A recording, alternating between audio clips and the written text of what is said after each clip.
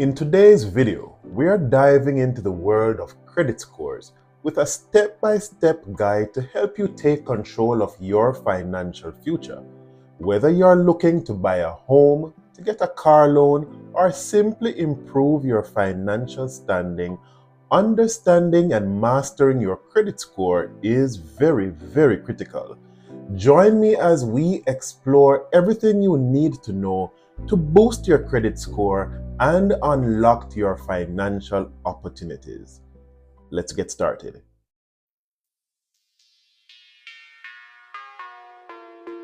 Welcome back to my channel, everyone. The Next Level Life Hacks, where we take the next steps needed to grow towards our financial success. Thank you for joining me again. I highly appreciate the fact that you clicked on this video, and it is highly appreciated. Believe me, it is. Now let's define what credit score is. Now, a credit score is a numerical representation of an individual's creditworthiness. Now, this is used by lenders to assess the likelihood that a person will repay a loan that is given to them, and it indicates their likelihood to repay their debts. Now, it is based on information from the person's credit report, which includes their credit history and their current credit situation. Now, credit scores typically range from 300 to 850, with higher scores indicating better credit worthiness. Now, the importance of a credit score cannot be overstated. The United States is one country that highly depends on your credit score for decision making in almost any credit situation that you can get yourself in. Other countries such as Jamaica are developing their credit score system, and they are centralizing their information, which makes it also important for you to pay attention as to what contributes and goes towards your credit score. Now, a good credit score can make it easier to qualify for loans, credit cards, and mortgages, and may also help you to secure better interest rates and terms. Now, it can also impact your ability to rent an apartment, get a job, especially certain positions, or even secure insurance coverage. In short, a good credit score is essential for achieving a financial stability and reaching your long-term financial goals. Now, first, let's take a look at where you stand. Now, you are to assess, based on the descriptions that I will be giving, which category you fall into, and based on the category that you fall in, then we will develop a plan later on in this video so that you can either improve or maintain your current position. Now, if your credit score is in the 300 to 600 range, you unfortunately have what is known as bad credit.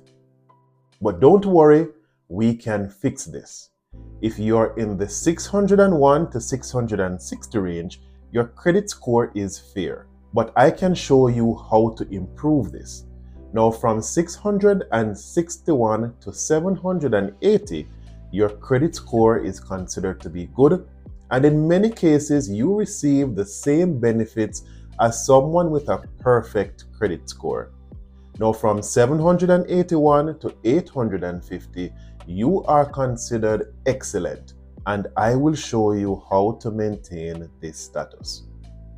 Now, let's look at the categories of the credit score real quickly, and these are super prime from 781 to 850, ranging to prime, non-prime, subprime, and deep subprime. But for the purposes of this video, I think I'm only going to be categorizing the subprime, prime, and the super prime. Now, if you're super prime, you will receive special treatment, including lower interest rates and fewer rejections. On the other hand, if you are subprime, you may face higher interest rates and more rejections from agencies or jobs, or even apartment complexes that you are trying to get a lease from.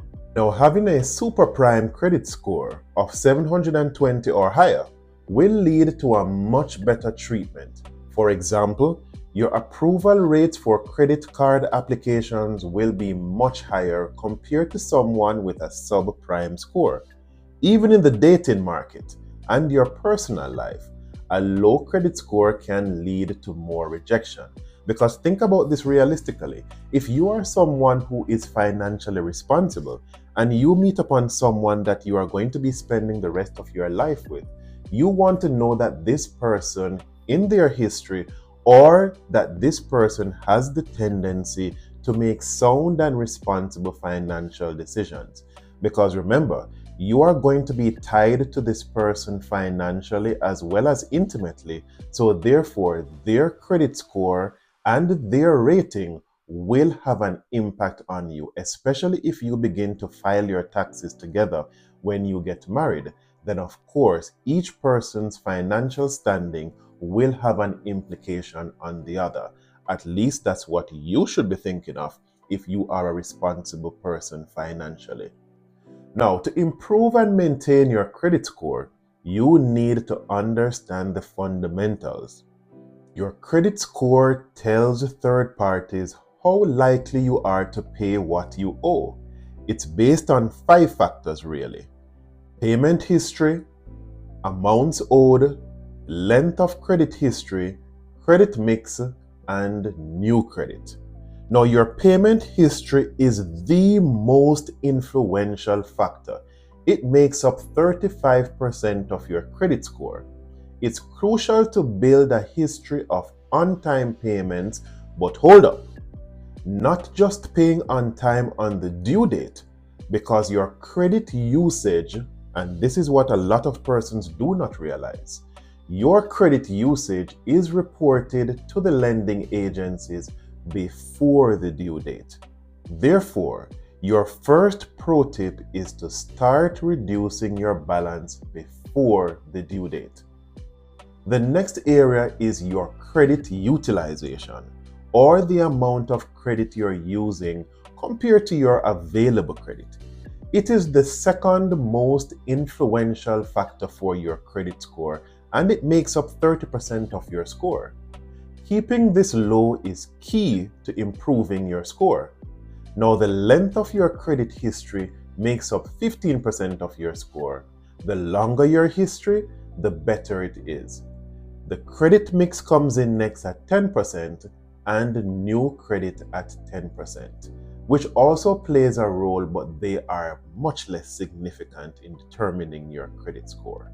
Now, how do you fix your credit score? Let's grab your pen and paper.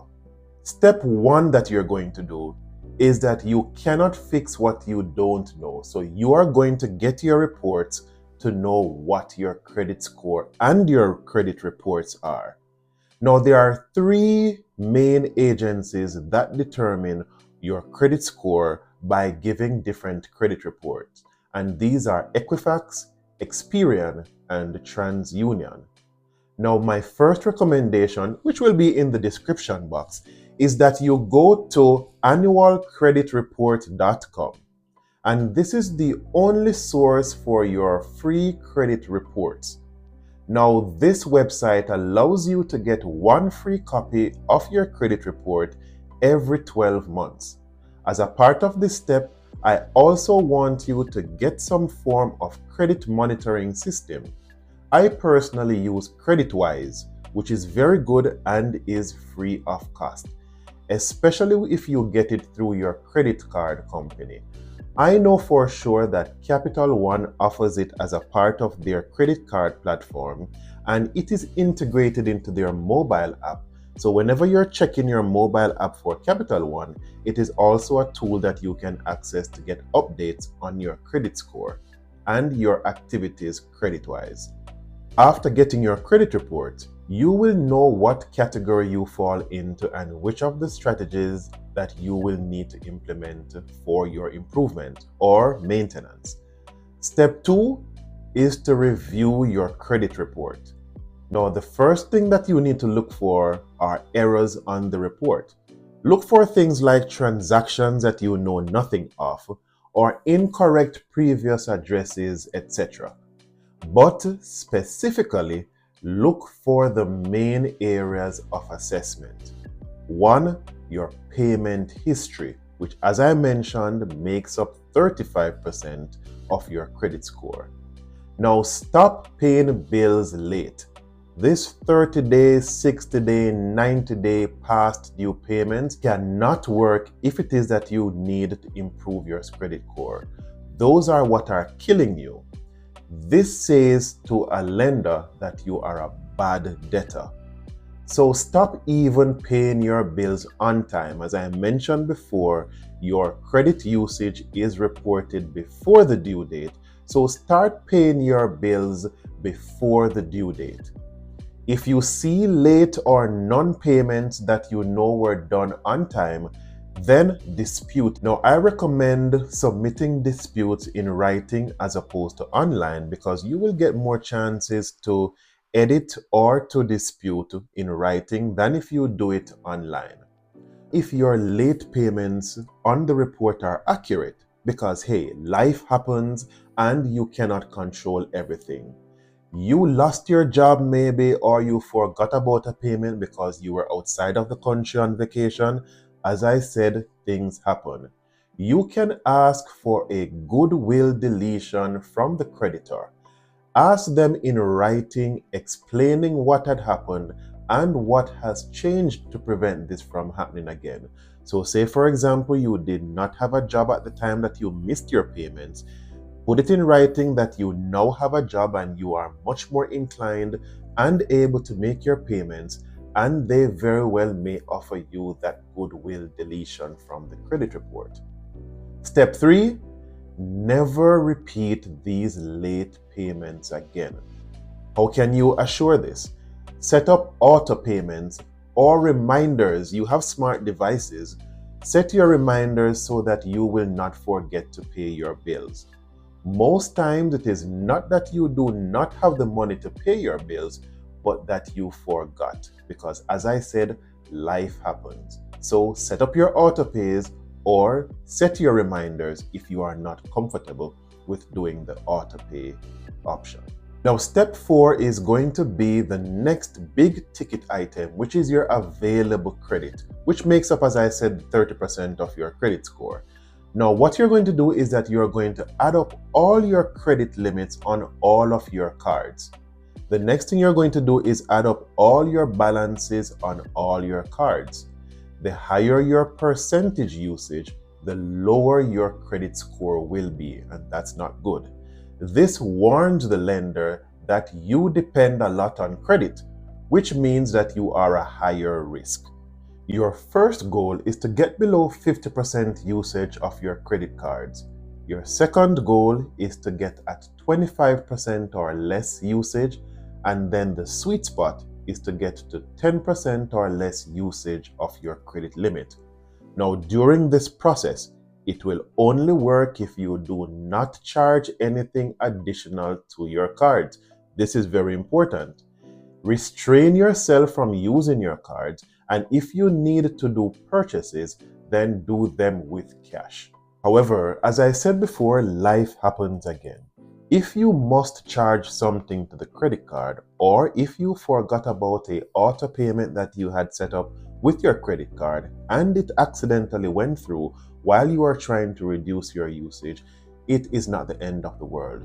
What you would do is just to ensure that you pay off that amount that had come from the card at least 10 days before the payment due date of that card, and you will get to overall reduce your usage, which is the aim of the game. One other strategy that you can use to reduce or to skew your percentage usage is to actually request a credit card limit increase on your existing cards. Hey, you might be saying, but isn't that going to put me in further problems? No. This will actually speed up the process, but only if you restrain yourself from spending the increased allowance in your spending limit. Remember that it has to be with the existing cards though, because a new account will go against you on your credit account and may lower your score even more. You might say to yourself, then why did the banks originally allow these credit limits if it is going to go against me if I use it?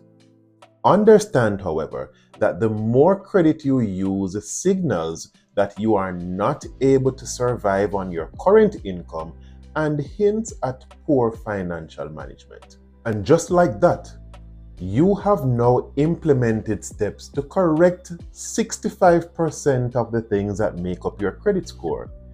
This is the mammoth of the task being done and being accomplished. The other areas make up 35% of your credit score, which we are going to be looking at next. But if you can manage those two areas that make up the 65%, then you're well ahead in your game for financial responsibility and improving your credit score. But let's look at the other 35%. Now, step 5 would be to improve the credit history, which makes up 15% of your score.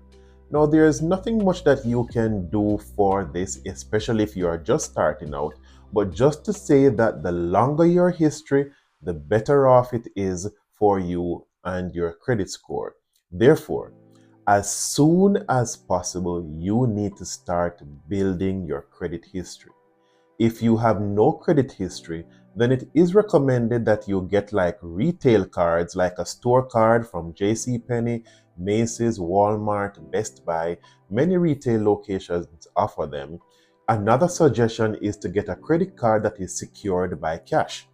This offers you the ability to restrain your expenditure, that you can only purchase what you have as cash. Now, also, if it is that you do not have credit history, one strategy I recommend is that you can partner with someone you trust and be added as an authorized user to their card, or for them to be added to your card as an authorized user. Therefore, you can benefit from their long-standing credit history and it will reflect on your credit score. Remember that this can work both ways. So make sure this is someone who is financially responsible so that they will help you to grow in this area and not bring you down. Step 6, which is another 10%, is your credit mix. Now, creditors like to see a mixture of installment loans, which are mortgages, student loans, car loans, typically things where you get a lump sum at the beginning and then you make periodic payments. This sends a signal to the creditors that you are responsible in making those periodic payments on time. The other area that they like to look at are revolving loans, and these include things like credit cards. Now, if it is that you manage these properly, then you will be able to show a good credit mix and it goes towards your credit score. Step 7 would be managing your inquiries, which makes up 10% of your credit scores. Now, for the new credits or inquiries, I would not recommend this in your credit repairing stage, but I would recommend that you do this in your credit building phase.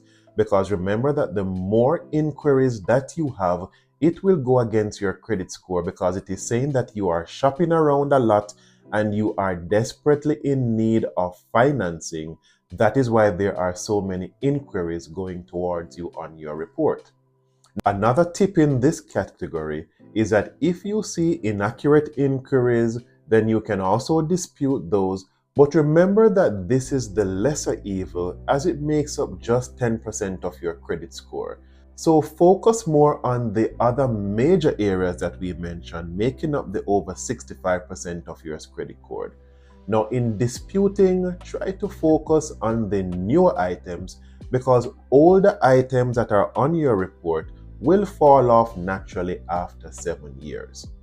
Remember as well that I'm going to be giving you all the links for disputing, for the credit reports, for CreditWise in the description box below. And I thank you for staying here this long and that you can benefit from this video. In conclusion, your credit score is incredibly important and can have significant impacts on your life. By understanding how it works and taking steps to improve it, you can achieve a super prime credit score and enjoy the benefits that come with it. Now, as usual, my friends, if you have gained at least one interesting thing or benefit from this video, please like, share, subscribe, and comment. Share this video with your friends or family who might be in a position that their credit score needs to be improved, or even if their credit score is good, help them to maintain that credit score by not doing any of the things that I mentioned earlier. Thank you for watching as usual, and take care.